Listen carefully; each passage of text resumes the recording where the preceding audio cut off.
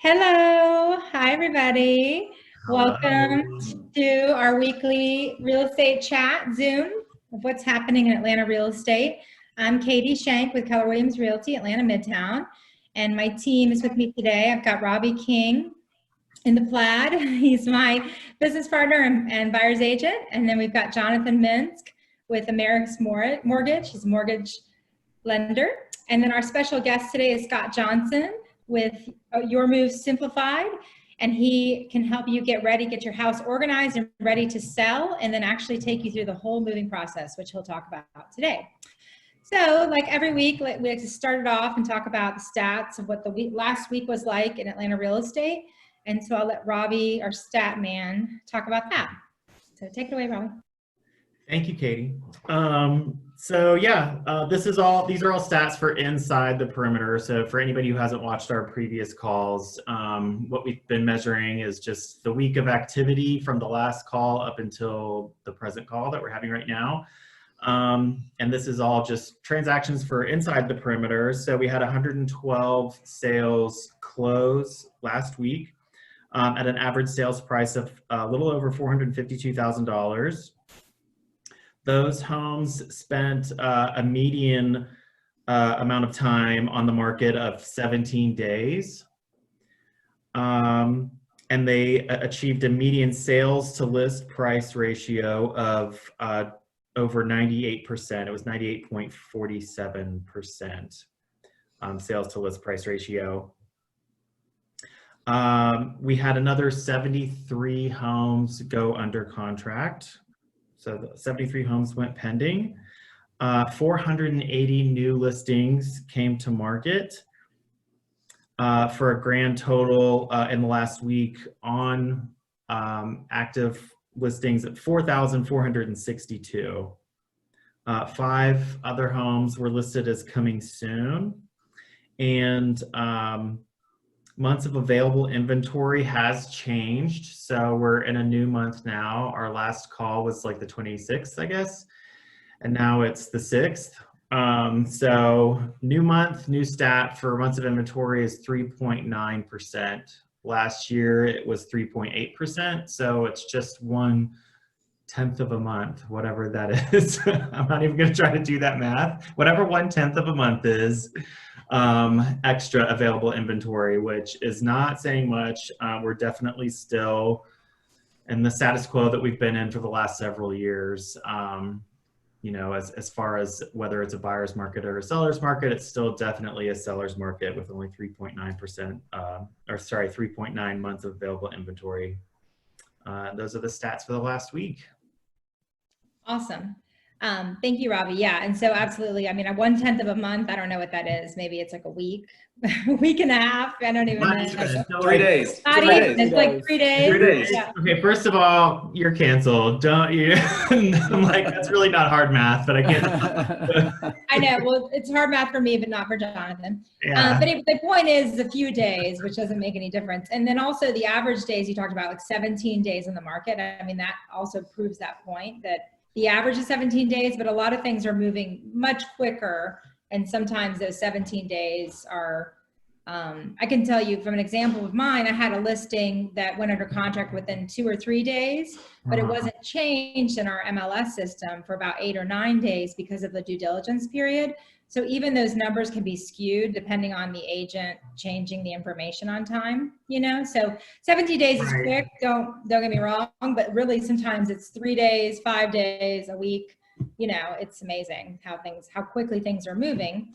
And I think that should be really interesting and helpful information for anybody out there who's thinking about selling and also buying, just so we can take these numbers into effect and how that works right now. So we'll talk more about that later, but I think that's the most interesting and relevant fact to show that during this like 9-week period of, you know, shelter in place, that hasn't really changed much at all as far as, you know, what was probably going to be happening in the market anyway. So anyway, so, you know, that kind of goes into the next conversation. We'll talk about loans and rates and how that's all working hand in hand with this timing and how Jonathan can get a loan done very quickly for you. So Jonathan will tell us about what's happening last week in lending. So, you know, I think one of the most common questions that I receive from people that are not in the industry is, what's going on in your industry? Are you really slow? And what's crazy is that it's the complete opposite of that. This has been one of the busiest, like for example, April, we closed at Ameris right at $1 billion in loans. That's our biggest month ever. And that's huge. And a lot of it is, I would say maybe half of it is refinances, but it's also the other half is purchase business, which is strong. It's very strong. And as a company, we have, taken the direction that we can work remotely in any position. So people that are in operations and, not just sales, but people that are in operations and so forth can work from home. And so we, like I said, closed $1 billion a month with about 95% of people working remotely. So that's insane. Wow. But as far as, as far as the process itself, we're still turning around loans, purchases in less than 30 days. Refinances, we lock them for 60 days. We close them hopefully in about 45 days. I know some lenders are at 90 days for refinances. We have taken the stance that we're not doing that. We're going to get them in the system and get them closed. And a lot of, refinances, especially with, with what's going on in the market, will, that determines how quickly you can close is whether or not you get an appraisal waiver. And what that means is that whether or not you have to do an appraisal on the property. And a lot of these refinances are getting appraisal waivers, meaning no appraisal has to be done at all. And so that really streamlines the process. Now with purchases, you're not going to get a appraisal waiver, but you may get an appraisal waiver. That's if you put a lot of money down and the loan to value is low, that is a possibility. But also what's becoming very common is basically what's called a drive-by appraisal, where the appraisal actually doesn't have to go into the property. They just go by and take pictures of the exterior of the property to make sure that it exists, essentially, and then they appraise it accordingly. And we're seeing a lot of that. And obviously for obvious reasons, people that are listing their homes and selling their homes want as few people coming through their house at this time as possible. So there, you can get an appraisal done as a drive-by / desktop appraisal and still get the values. And again, we're not having any valuation issues. Property values are not dropping during this pandemic. And I think we've talked about this on almost every call in the past, is that, people are comparing this to 2008 when the real estate market just tanked and the economy tanked. And this is nothing like that at all. If anything, it's the opposite of that, because the real estate market is just really staying strong. Values are remaining high, and demand is there. So for people that are looking to buy a house, now is an excellent time to do so, especially before all of this ends, because some people are taking sort of an approach, let's just stand by and wait until this passes before we really start aggressively looking for a home. And for those that, that take a different approach and say, I want to take advantage of buying a house today because rates are so low and because I don't have as much competition looking at the same homes as everybody else, once this does pass, are being able to get these homes, with there's still competition, but not as much competition. And I think everybody would agree on this call that once the pandemic is considered to be over and everybody goes about their normal life, the floodgates are going to open in the real estate market, and there's going to be tons of people that are listing their houses, and there's going to be tons of people that are looking to buy homes, and it's going to become even more competitive than it is right now. So, and I want to stress that interest rates are at an all-time low, and we can get loans closed just as we could in the past. So if you are on the fence and thinking maybe I'll just wait and see what happens, I would strongly encourage you to maybe take a different approach, because I think you might have a much easier time of getting that house that you really want. So with that, pass it back to Katie. Great. Thank you so much, Jonathan. I appreciate that. And I think that everything you said was true. And you've reiterated a lot of what we spoke about the past few weeks. But I would say too, as time goes on, the longer we have been at home or shelter in place or taking these precautionary time to, stay home and stay healthy, the more that this is true. I mean, the more people are starting to really figure out they're going to be okay. They've got their job. The interest rates are good. This is a good time of year to sell and buy. So like I say, today is like, if you're ready, today is a good day, because in a week or two, we don't know what it'll be like, but we think it'll be even better in the respect that there's more people out there, literally out there in the world, driving around, walking around, looking at houses, hopefully. So, and then one question I have for Jonathan real quick is I just wanted to see if, because of the changes in some of the jumbo programs and some other things that happened over the past few weeks, has anything else changed with that? Or do you predict anything changing with that, like in the next few weeks to a month, or can you tell yet? No, the guideline changes that we received happened several weeks ago. Mm-hmm. I think that everybody envisioned that they would be temporary, they wouldn't be permanent guidelines. And we haven't received anything really in the last 2 or maybe even 3 weeks that has become more restrictive. So I think that the restrictive measures that have been put in place are there, and I think they may stay there until this subsides. But I don't anticipate there being even more restrictions. I feel personally that there's going to be less, maybe in the next month or two. Okay. Good. That's helpful. And I know you'll keep us posted on that. But, Absolutely. That's something that some people may have had a concern about initially, but like you said, that's good news that you don't predict more, changes, if anything, a loosening maybe of some of the programs. So great. Well, if we have other questions for you later, we'll come back around to you. Okay. Now we'll get to our special guest of the day, Scott Johnson, with Your Move Simplified is the name of his company. And we'll have his information to share with you. We already had it on our invitation, but we can share it with you as well after this call if you would like it again. And so I personally use Scott and his services, and we've referred many clients to him. So I can tell you he's a huge asset to your, either, like I say, in both accounts. If you're thinking about selling and getting your home ready to put on the market and get it ready, cleaned up, decluttered, all those things. And then ultimately, because you're moving, you really will need somebody to help you again to organize and pack and facilitate the move. That's what his company does, but I'll let him speak to the specifics. And thank you for coming on the call, Scott. Yeah, thanks.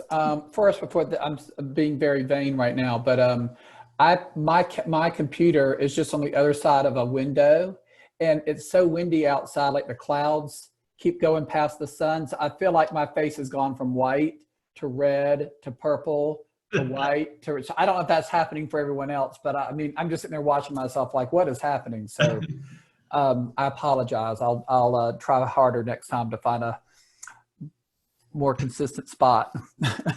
But anyways, just as Katie said, first, thank you guys for letting me come and speak with y'all. As Katie mentioned, the name of my company is called Your Move Simplified. And what we are is a group of residential professional organizers that use our skills as organizers to work with folks who are moving. And so we can usually work with someone in one of three sort of broad ways. One is you're ready to get your house on the market, but it's not ready to go on the market. It's too full, it's overstuffed, you need to downsize, declutter, depersonalize. I call what we do sort of pre-staging, sort of clearing the decks, and getting away, helping you purge all the stuff you don't want, pack away all the extra things that you want to keep but maybe don't need to have while the house is on the market. Then once they get it sold for you, once Katie gets it sold for you, we can come in and get it all packed up. We then hire the moving company. So we're not a moving company. I tell everyone we do everything right until it's time to put it on a truck, and then everything after it comes off the back of the truck. But we do hire that moving company for you. We manage them for you. We manage the move out of your house. We manage the move into the new house. And then we can provide sort of full unpacking services as well. So it's designed to be sort of a turnkey, done for you set of services, or you can also sort of pick and choose how you use this as well. You might just want us on the front end or the back end, whichever. But yeah, so that, I mean, those are sort of the sort of the broad, service offerings we have. One of the things that Katie mentioned that she wanted me to sort of speak about is, how are we conducting business in the time of COVID and, the pandemic that we're all sort of living through. And, first and foremost, real estate transactions, movers, moving, all of that is still considered essential. So we are allowed to do that. We were allowed to do it even when other folks were restricted from doing work. So we've, as an industry, we've remained pretty busy. But obviously what we've needed to be able to do is figure out how can we come into someone's home so that they feel safe and comfortable having folks in there and that kind of stuff. So, the most basic things we do is we wear masks when we're in the house. We have gloves that we wear while we are in the home. But also by the sake of how we do our work, we already sort of socially distance ourselves. Everyone, we're not working elbow to elbow, where everyone is sort of generally assigned to a space in the house. And then so they just work in that space all day. And once the home is packed, they leave, the movers come and get it, then they get to the other house, and then they get reassigned to that exact same spot. So we usually aren't sort of on top of each other. Wipe things down a lot. So we're just trying to be way more cognizant of people's concerns about sort of, just being safe while we move. Awesome. And that's my 2 cents. I think this is such a great service because Katie and I actually do have a fair share of clientele who are doing what is sometimes a really squirrely thing, which is to sell a home and buy a new one all at the same time. Yeah. Not closing. So to have a resource like you who can take them through the entire pipeline, because honestly, there's a lot of moving parts. And sometimes it could be a little squirrely. So to have that you can take them through the whole thing is well, and as agents, you want to focus on and use your expertise to help your clients buy and sell a home. You don't want to take the time or have the time to help them find a moving company or where to go, get moving boxes, or where do they take donations and how do they get rid of hard to recycle things, or how to reimagine how they should use their space because they're upsizing or they're downsizing. Totally. Those are all things we can help them do. But one of the things, especially now, with folks working from home, and this is happening, more often than not. I meet a family in their house. It's mom and dad and a couple of children, and mom and dad are sort of on top of each other, trying to, balance their Zoom calls and schedules and that kind of stuff. And they are so busy also trying to provide, some sense of structure for their children that are home, that they don't have time to then pack all their things, or to find the moving company or whatever. So we can sort of walk them through that. I met with a couple today, actually, and y'all before we started recording, Robby, it might've been you had mentioned that, what sometimes folks are, they are hesitant to sell their house because they haven't been able to find a new house to buy yet. Right. And what I think folks are doing more, they're like, well, whether I have another one to buy or not, I'm gonna make sure I can get this one sold. And that's what's happened to this family. Like their house sold. I asked them, I knew I was coming on here today, so I was going to ask them how long their house was on the market. And they said not even 2 days, Oh, wow. And I mean, and they, where was that? I'm just curious because I missed the beginning of it. It's Druid Hills. It was actually it was a Keller Williams agent. But 2 days. That's yeah. awesome. Yeah. And I think they thought, and I'm sure y'all hear this all the time, I think they thought they were going to have a lot more time to, maybe their ideal house was going to show up. and then, you know, make an offer on it. And anyways, Yeah. long story short, they are literally renting a house across the street from their current house because they've got to be out of the house they've sold at the end of the month. So, you know, they didn't really have a choice. They've got 2 children. They both work from home, and, you know, Just a question about that. Was this like historic Druid Hills? What was the price point? it was in the 430, 440 or so. It was, maybe it's considered Toco Hills, not Druid Hills. It could be like North Druid Hills. Maybe that's what it was. But I mean, it just only was asking because Katie and I were on a call yesterday. I don't know what day is it? I think it was yesterday. We were talking about a certain price point of home that generally sits on the market for quite a while, like $1 million plus. Like, you know, it's going to sit for a minute, and it doesn't matter what the market's like. Those are always going to take a little bit longer to sell. Strangely enough, in the last, I don't know if it was the last month or something, like there was a kind of an uptick in those homes actually going a little bit quicker. Oh, okay. That was interesting. And we had talked about maybe it was just there's such little inventory, and for the buyer who's, anyway, it's a tangent, but for the buyer who's, you know what I mean, like looking for that home, like there's just literally hardly anything to pick from, so they're starting to go quicker. So that's why I was curious. Well, and just to add to that, I mean, with interest rates as low as they are, buying power, you know, is lower. So maybe they couldn't afford that $1 million plus house, you know, 6 months ago, and now all of a sudden, you know, when interest rates have fallen, you know, they're has increased, you know, and they want to take advantage of that. It makes a difference. And it really does. And that price point, not, we're all going to go off on your story, Scott, but that price point is literally that's like the sweetest spot right now, though. Anything under 500,000 in the city of Atlanta or even Decatur parts of it, that's like a gem, especially if it's in good condition, or, you know, you don't have to do like a full reno, or it's not a tear down.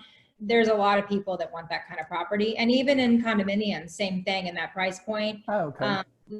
Very desirable because more people can afford it. And, you know, oftentimes if it's a couple, you know, and they both have good jobs and things, it's very affordable for them right now. So, so that's not surprising and good for them, but then they had to go, so they got all ready with you, and then now they're temporary. And did you speak, because I'm sorry, my internet, you know, it's windy today. I lost y'all for a while. So I don't know if you spoke to already about what you do, because this happened to me as far as timing, that you have the capability of helping with storing. Yes. So we can, you know, when I first started, I was saying that, you know, we essentially can handle everything for you. And again, or you can pick and choose how you use this. But yes, if, you know, like in Katie's example, you know, her place, of course, flew right off the market, and she was working against a construction schedule that just, you know, had just unforeseeable delay after delay after delay, you know, I mean, months before she could get. And then I drink, But, you know, we were able to find, you know, storage for her. She found a place to stay temporarily. Thank goodness for Mom. And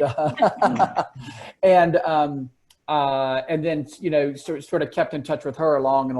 And then when it was ready, we made arrangements to get all that brought over, so we could get her unpacked and put away and settled in. Yeah. Scott, I have a question for you. Yeah. So, I mean, I think so far we've talked about just like local. What if somebody is selling their house and moving across the country? Do you offer like the moving services for something like that, or? Well, yeah. So we can definitely get them packed, and we can connect them with a mover who would do a long distance move. In fact, so it sort of depends. Every family is so different. Last year, I worked with a lady who, she was selling her place here in town. She had already had another family home out in California. And then I had another guy who had lived here for a while, a record producer, longtime guy, and he decided he was going to sell his place and move closer to his family back out in California. So they actually shared a moving truck because it was happening at the same time. Oh, And, wow. yeah, so we were able to, because sometimes with the larger van lines, you know, the like the big 18-wheelers, those are usually the ones you see sort of take things across country or long distances and things. And Right. you're sort of at their mercy, because, you know, logistically, they've got to have a full truck to get it from point A to point B to have it make sense for them financially. And then they also work their way back by filling up, you know, doing moves and that kind of thing. So if you can work with a local mover here who will also do long distance moves, you can usually get your stuff in just a couple of days, as opposed to, you know, weeks and weeks.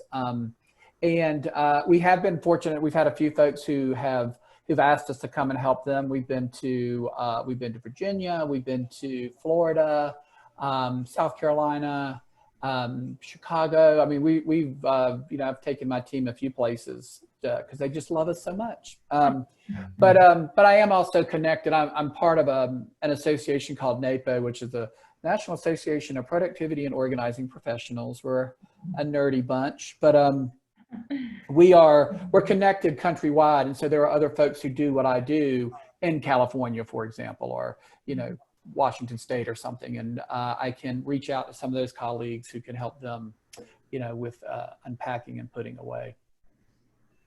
That's great. I don't think I realized. I think you told me one time you were in Florida or something. I'm like, where are you? Yeah. That's really cool. But also, just like us, you know, we're connected to realtors all over the world. We often refer people all the time when they're relocating out of Atlanta. Yeah. So that's great to know that you can do that too, because people get used to having, you know, the service, and they don't want just anybody touching their things, especially now. So if I missed it, I apologize, but did you speak to it all, what you're doing a little differently now? We talked a little bit about it, you know, gloves and masks, and, you know, one of the things I guess I didn't mention is sort of logistically how we work that out is usually my team will arrive. I will have already met with the family and gotten notes sort of one-on-one. And then I'll sort of bring a team member in one at a time, take them to their area, give them notes about that. And then they sort of just are left alone to handle that. And then I'll go get another one. So we just sort of slowly get assigned into the house. You know, I guess I haven't mentioned, we typically can pack a home in 1 to 2 days, you know, so we can sort of scale it as few as 3 people on up to 12 people, you know, if, you know, depending on the size of the house and how quickly it needs to happen. You know, so if you have one of these houses that, you know, it sells in 2 days and, you know, they've got a short closing, you know, we can help them, you know, get moved pretty quickly. Yeah, that's great. And it's awesome to know about the safety, you know, the safety procedures you're putting in place as well, because I think that will be important to people, you know, for a long time. Even once people are more free, you know, they want to know that things are safe and clean, and aren't people on top of each other. And then, you know, you may have mentioned this too, and again, I apologize, but I think it's worth reiterating, is that you told me when we talked yesterday that your business has been similar to last year as well, as far as you haven't seen a huge drop off or anything. If anything, starting to see the uptick, you know, as far as people calling you, and then also people that were in process with you. I assume they've continued through with the move. Yeah. I haven't had anyone, you know, I definitely didn't have anything where it was already decided and then all of a sudden they decided not to close or sell or move or whatever. I mean, that's sort of the thing, sort of once that train leaves the station, you know, it's really hard to sort of pull that back. So, and I have found that folks have seen a lot of value in just sort of not having to, there's already enough sort of angst and anxiety around all of this, you know, everything else, let alone also then figuring out how to get your home packed and moved you know, during this time. You know, I have 2 or 3 move vendors I use sort of exclusively, which is nice. So I'm super familiar with the guys. They're familiar with us, you know, so I trust them. I trust them all. And we all have a very open dialogue about, you know, is somebody feeling bad? You know, have you had that happen on your staff or your team? Is it, you know, do you feel like you guys have been, effectively socially distancing, well, as much as you can, and also be moving people. But I think it's super helpful for me to be able to say, I've worked with this team for so many years. I know these guys. We trust them. I think folks see a lot of value in that. Good. Well, that's great. Well, this has been really, really informative, I think, and will be very important, for a lot of people, anybody thinking about moving now or in the near future and even beyond, but especially now, because it's another thing, like you said, that you don't want to have to stress out about and worry about it. It's stressful enough without all this going on, and then you throw this into it. It's like, oh gosh, how am I supposed to do this? Yeah. So, and again, it helped me so much, and there was no virus when I was moving, so I'm grateful there wasn't, because I might have put me over the edge. But this is why we want to have people like you on to kind of share and tell people how things are continuing to move in as normal as a fashion as it can.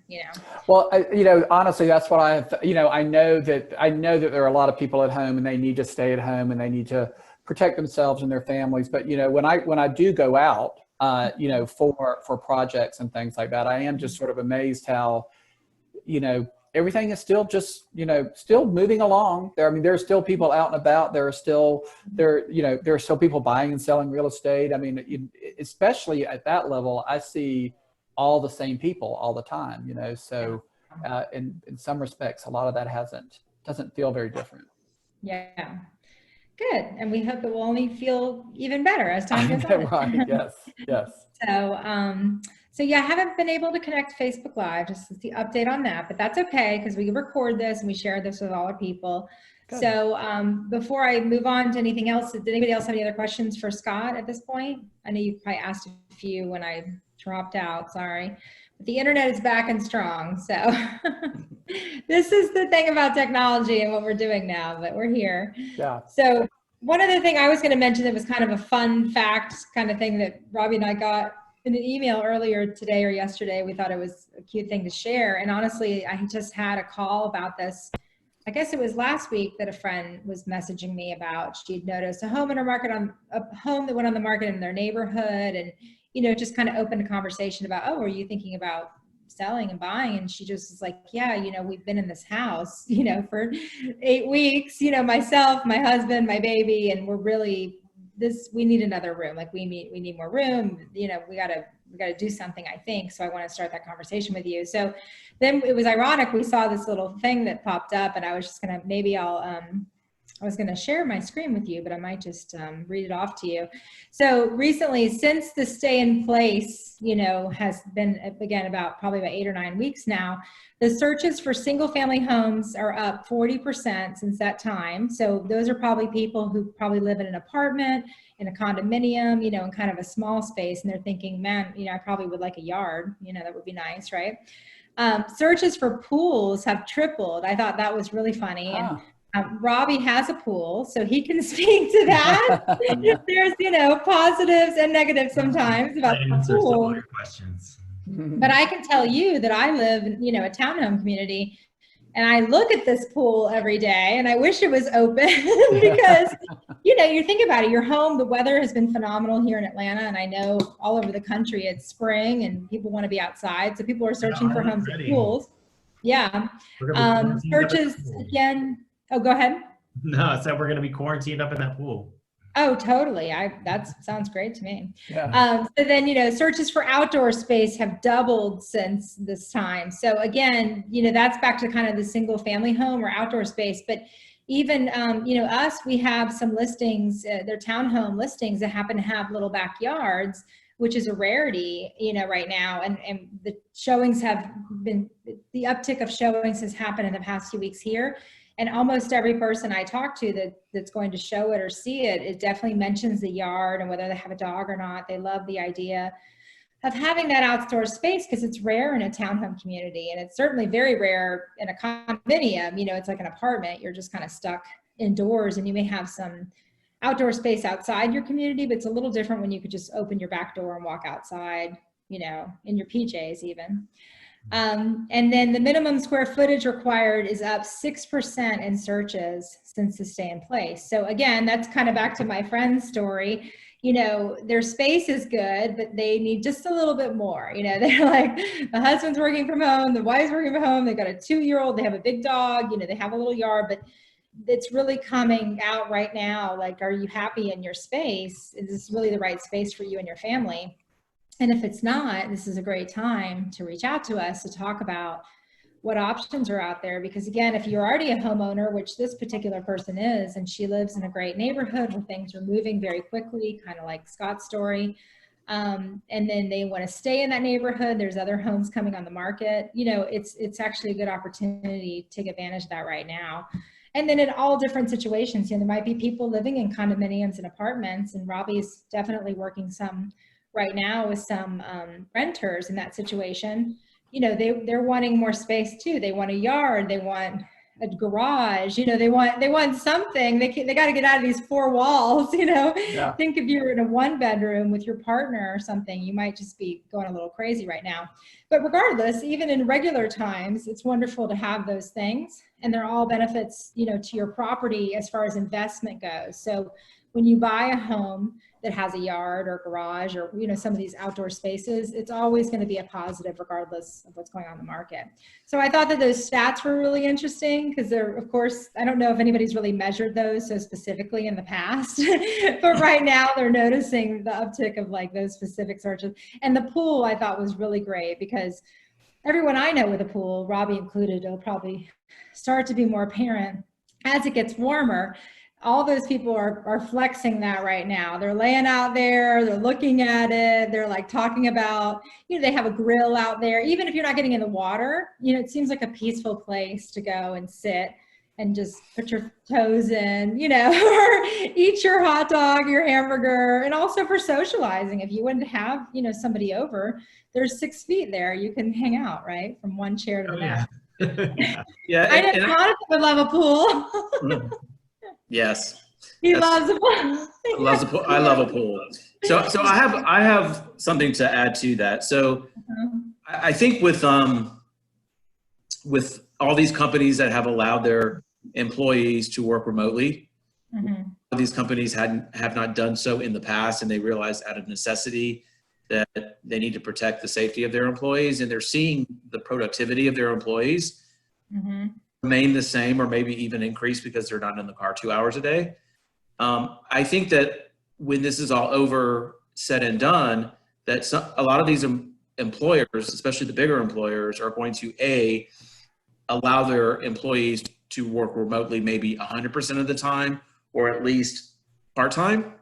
And I also think that these bigger employers are going to see an opportunity where they could probably reduce the amount of real estate that they need to rent. So what that means is that people that didn't work remotely in the past and now have that ability, they may need that extra room, that office space, you know, that's from everything else in the house, because that's now going to be their primary place of employment. Right. That's probably going to be something that's really going to change people's search criteria when this is all over. And that's just a guess for me, but I just know that from us, and how effectively we've been able to work, you know, remotely and virtually, that we're going to offer that opportunity for a lot of people that prior to this would not have had that as an option. So I agree. And like I say, you know, Robby, we're working with some buyers right now that have specific criteria, but I imagine that some of that is already coming to play, you know, maybe not the pool, although I know you showed a house with a pool, but you know, that call we were on with those certain buyers, they were really funny because they were like, yeah, we need the basement, we need a pool, we need like all the things. You know, they're right now in a rental with 2 kids and working from home, and it's just not okay. Like, they know they need space, number one, but they would like a lot of space. And I think this is playing into that, you know, for sure. So, yeah, so then the other thing I thought we'd talk a little bit about too is that Scott touched on it. We talked about his story of his clients that their house went on the market so quickly, is again that Robby's been working with buyers, you know, all year and for several years, but in the last few months and even the last few weeks, the lack of inventory is really affecting, you know, what they're able to do and the kind of offers that they're having to make and the kind of contracts that we're ultimately doing for them. So if you want to talk a little bit about that, Robby, I think that's important to know for the buy side too. Well, I may have mentioned it on one of our other calls, but I mean, it's probably good to repeat that even since the beginning of this year, we kind of, and Katie and I were kind of joking. I remember back in January, we were like, oh, I guess it's springtime already, because I think the very first home, I remember the very first contract I wrote at the beginning of this year was up against multiple buyers. And I was like, gosh, already? Like this In January, right? Until like March or April to get into that game. But it was literally like the beginning of the year. That was, you know, we were already up against multiple buyers.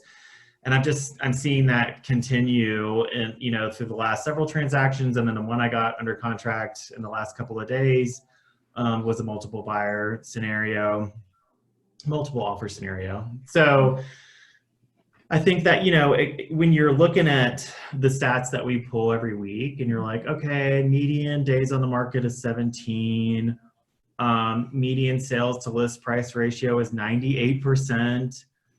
It all matches up. You know, you're like, okay, this is the experience that I'm having, and it does match the stats that I'm pulling from the FMLS, which is we really have a big lack of inventory. It's kind of the same story that we've had for the last several years. And, you know, that trend is continuing. And so I've said, you know, this is our 7th call that we've had since we started shelter in place, that, you know, if you did have plans to buy or sell in 2020, and if you had plans to buy and now you're like, oh, what do I do? Should I be doing this now? I don't know. That really now is a great time to take advantage of any leeway that you can get in terms of like low interest rates, or the people who might actually be stepping out of the game and pushing pause and waiting until the fall or whatever.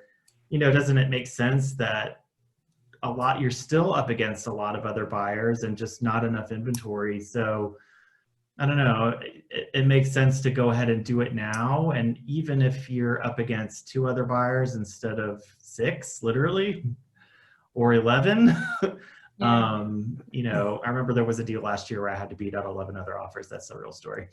So if you can kind of whittle away some of that stuff, I say go ahead and get it and get your house. You know, and I probably sound like a broken record, but it's true. No, I think it's important. And I think it's important. I think sometimes people, they have to hear that several times, and then they have to see it. The numbers are so important because we're actually living them and showing them daily and weekly. And of course, if anybody ever wants specific information to the neighborhood they're looking in, to the home they own or the home they want to buy, we can get that down and dirty numbers for you.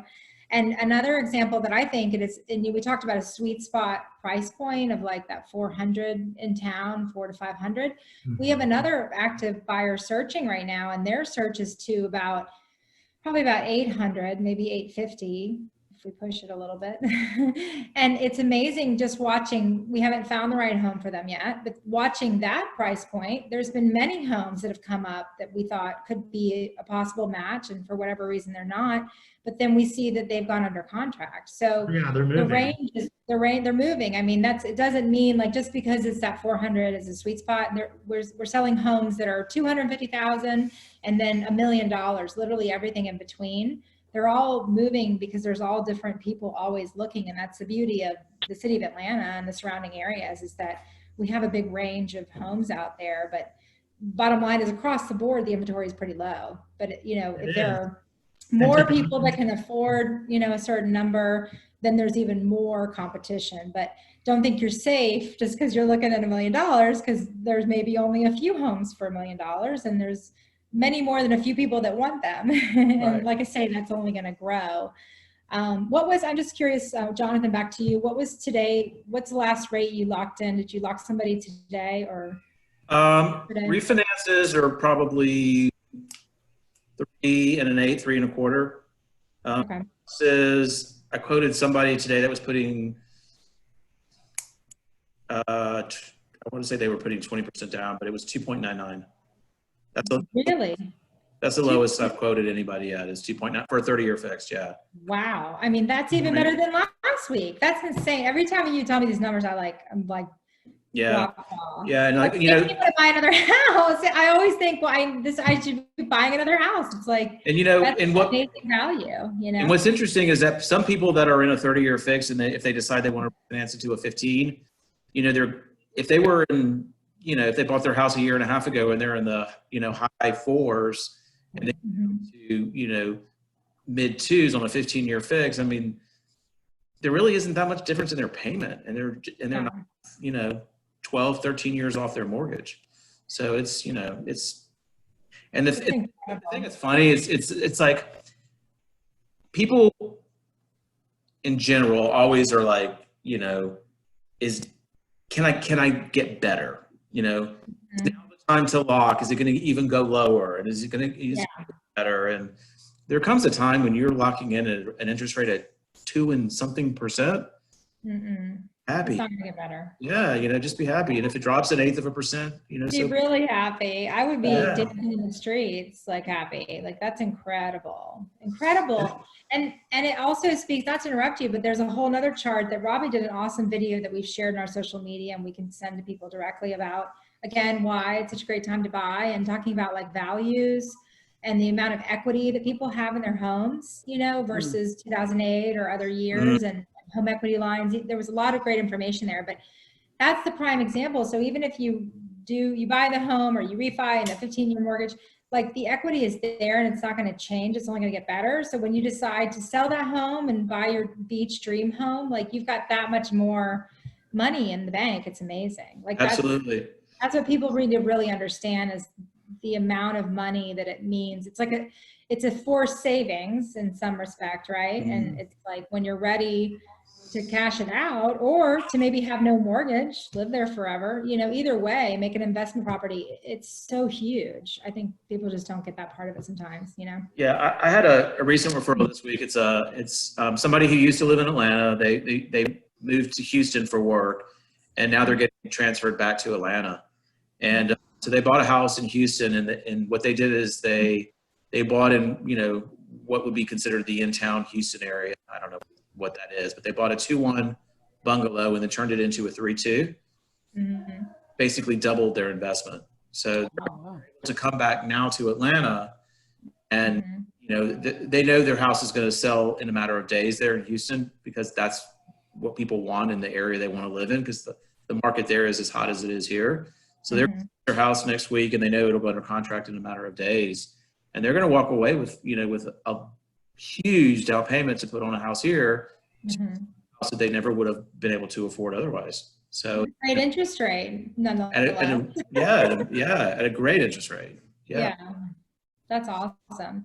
But so that's another thing. We don't talk a lot about this, and Robby and I are, part of an amazing company that speaks a lot to this, that some other realtors don't have this benefit, that what wealth building, means, and how real estate can help you build wealth over time. And ultimately that's a big goal of mine personally, and I think should be for more people, because they don't understand what it can do for you. And so it can be your primary home, and that's fine. But, if you want to go further with that, we can help you with that too. Because, that 15-year mortgage and this extra money you might have, why not put it into something else, and you can continue that, and it can also be a legacy for your family. So at these rates, this is the kind of thing that I think people should start really considering more, because the stock market, it will come back, and it's even improved since a couple of weeks ago, but it's never usually as solid as an investment, in a home. So, that's why it's so important to have these great partners like we have with Jonathan, and other financial people we have that can help people figure out those details, because the average person doesn't necessarily know all those details, but once you learn about it, it's like, wow, it's very eye-opening, I think.